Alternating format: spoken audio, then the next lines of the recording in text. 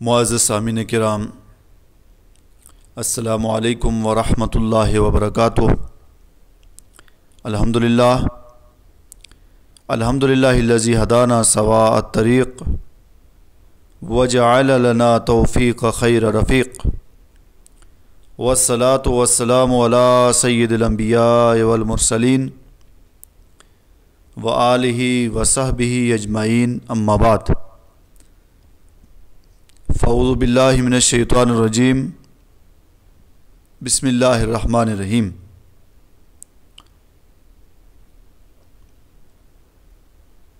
قل لا اسألکم علیہ اجرا الا المودۃ فی القربى، صدق اللہ مولانا العظیم۔ معزز سامعین کرام، الحمدللہ تعالی اللہ جل مجدہ کا شکر ہے کہ اس کی توفیق سے احادیث مبارکہ کی روشنی میں فضائل اہل بیت اطہار پر ہماری گفتگو چل رہی ہے۔ اہل بیت اطہار، ان کے تعلق سے گزشتہ کئی نشستوں کے اندر آپ کے سامنے ہم نے احادیث مبارکہ پیش کی اور بتایا کہ اہل بیت اطہار کی احادیث مبارکہ کے اندر کتنی بڑی شان ہے۔ آج ایک طویل حدیث مبارکہ، اس کا ایک جز آپ کی بارگاہ میں پیش کر رہے ہیں۔ حدیث مبارکہ میں ہے، من مات علی حب آل محمد صلی اللہ علیہ وسلم مات شہیدا۔ جو اہل بیت اطہار کی محبت پر زندہ رہا اور خاتمہ اس کا اہل بیت اطہار کی محبت پر ہوا تو اللہ رب العزت اسے شہادت کا مقام عطا فرمائے گا۔ یعنی جو اہل بیت اطہار کی محبت پر مرا مات شہیدہ، تو وہ شہید مرا۔ ایک عام آدمی ہے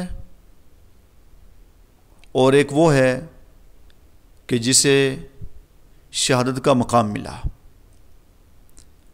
تو دونوں میں فرق یہ ہے کہ ایک عام آدمی، اسے کسی چیز سے کوئی مطلب نہیں، نماز نہیں، روزہ نہیں، کچھ نہیں، بس آیا دنیا میں اور چلا گیا، اپنی موت مر گیا۔ اور ایک وہ ہے کہ جو کلمہ حق کی دعوت دیتا رہا اور دشمن نے اس کے اوپر حملہ کیا اور اس حملے کے نتیجے میں اس کا انتقال ہو گیا، یہ شہید ہے۔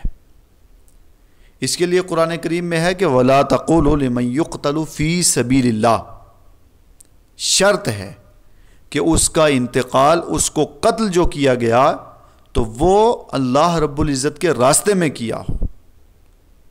قتل دشمن کی طرف سے ہے اور اہل ایمان اس کو شہید کہتے ہیں۔ تو دشمن نے اس کو، جو اس کے اوپر وار کی، یہ اللہ کے راستے میں تھا، یعنی اس پر جو حملہ ہوا تو وہ اس حال میں ہوا کہ یہ اللہ رب العزت کے راستے میں ہے، تو وہ شہید ہے۔ اور شہید کے لیے اللہ رب العزت فرماتا ہے کہ وہ زندہ ہے، اور دوسری جگہ فرمایا بل احیاء عند ربہم یرزقون، وہ زندہ بھی ہے اور اللہ رب العزت کی طرف سے اس کو رزق دیا جاتا ہے۔ اب اس کی زندگی کو عام آدمی نہیں سمجھ سکتے، فرمایا کہ تم اس کی زندگی کو نہیں سمجھ سکتے۔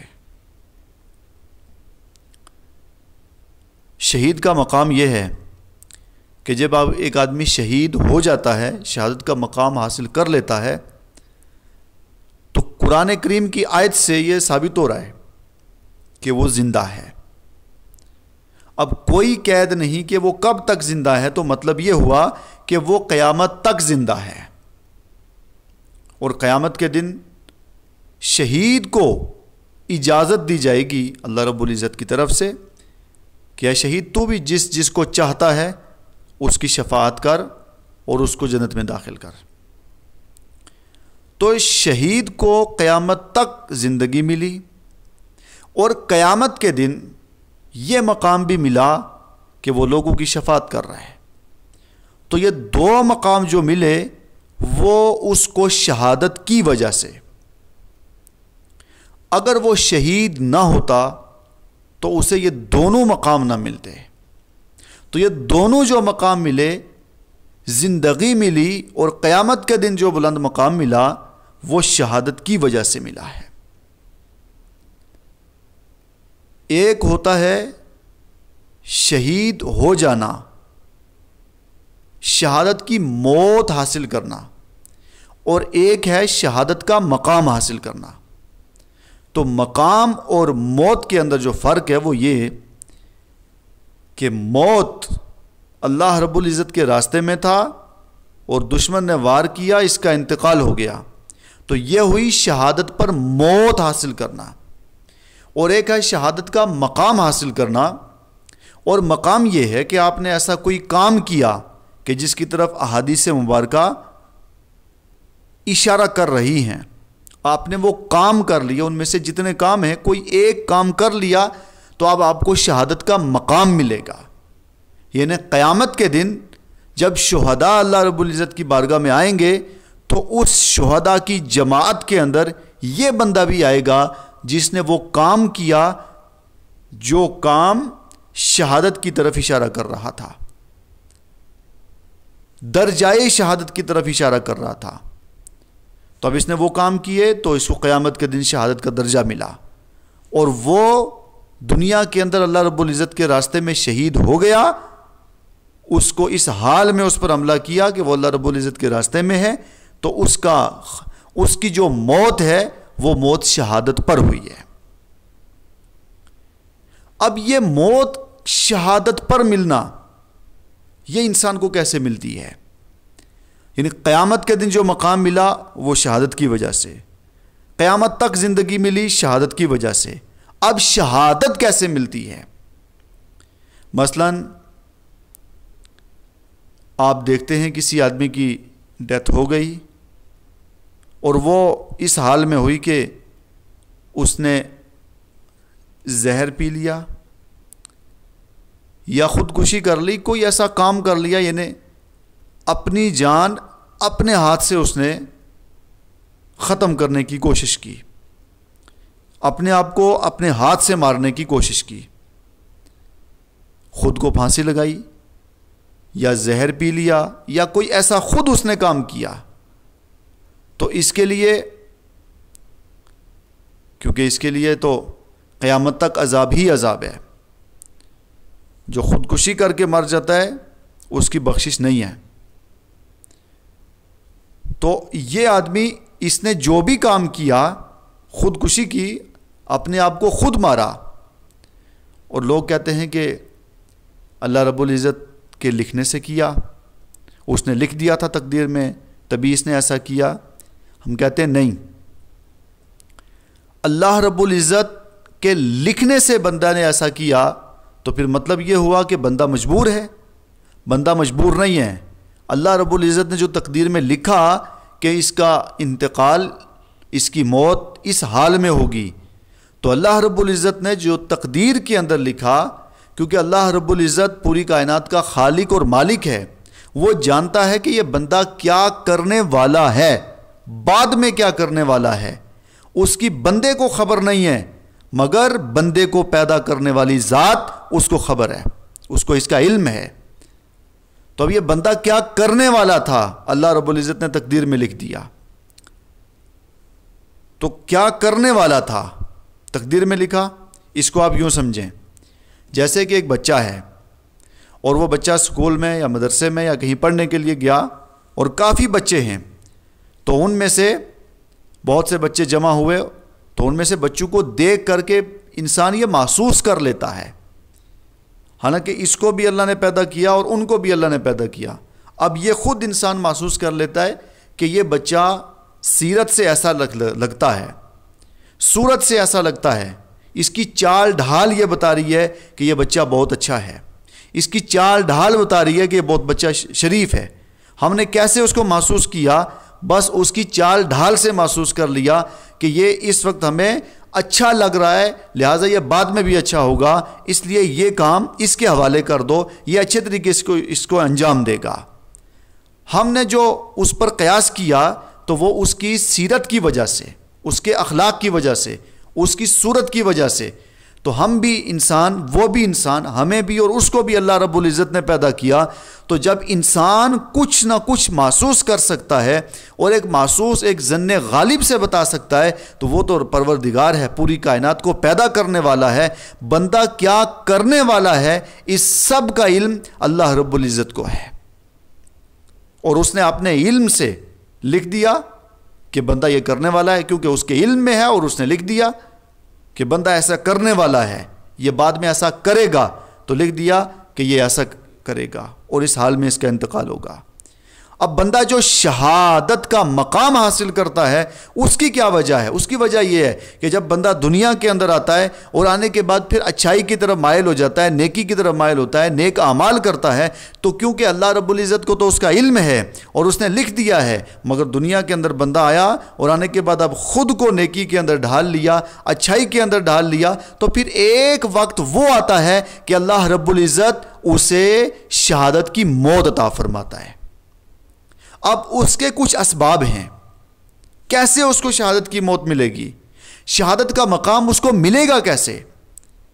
ایک بچہ سکول پڑھنے گیا تو اب سکول پڑھنے کے لیے جائے گا، پھر اس کے بعد جا کر کے اس کا امتحان ہوگا، اور امتحان کے بعد پھر جا کر اس کو رزلٹ ملے گا۔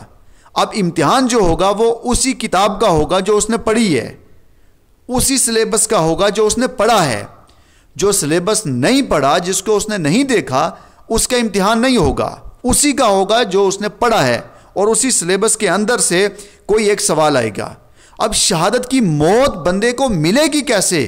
تو اس کے لیے ہمیں حدیث مبارکہ پڑھنی ہوگی۔ حدیث مبارکہ جب ہم پڑھیں گے تو ہمیں یہ پتہ چلے گا کہ شہادت کی موت بندے کو کس طرح ملے گی، شہادت پر اس کا خاتمہ کیسے ہوگا۔ تو پڑھو حدیث مبارکہ۔ آقا ارشاد فرماتے ہیں، یہ حدیث مبارکہ تفسیر کشاف کے اندر موجود ہے۔ آقا ارشاد فرماتے ہیں، من ماتا علی حب آل محمد مات شہیدا، جو زندگی کے اندر زندہ رہا اور دنیا کے اندر جب تک زندہ رہا، اہل بیت سے محبت کرتا رہا، اہل بیت سے محبت کرتا رہا، الفت کرتا رہا، عقیدت رکھتا رہا، جب موت کا وقت آئے گا اللہ رب العزت اسے شہادت کی موت عطا فرمائے گا۔ تو شہادت کی موت ملے گی کیسے؟ تو ملنے کا آقا کریم صلی اللہ علیہ وسلم نے ایک وسیلہ بتا دیا، ایک ذریعہ بتا دیا۔